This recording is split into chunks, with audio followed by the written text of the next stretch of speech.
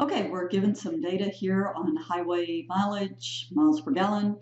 And so we have 8 different models of car. We want to find the mean, the average, the median, the middle value, the mode, the one that occurs most frequently, and the standard deviation, the spread.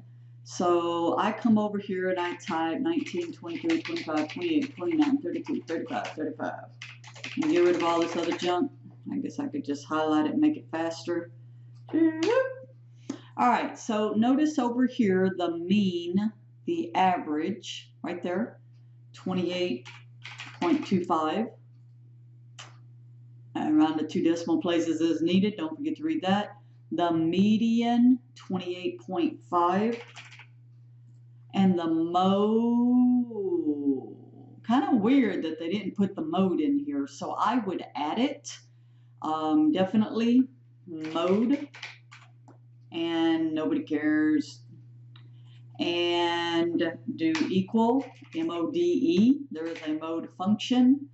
Highlight your values. And once again, you can highlight as many as you want if you think you're going to have more values.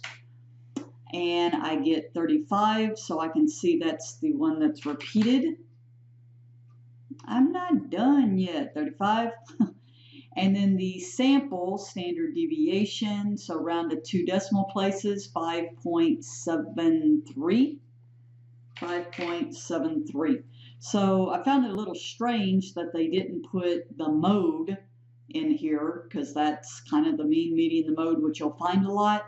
But anytime you start, finding things you use a lot, just add it to your spreadsheet, because when you leave and come back, all this stuff is getting saved because you're logging into it.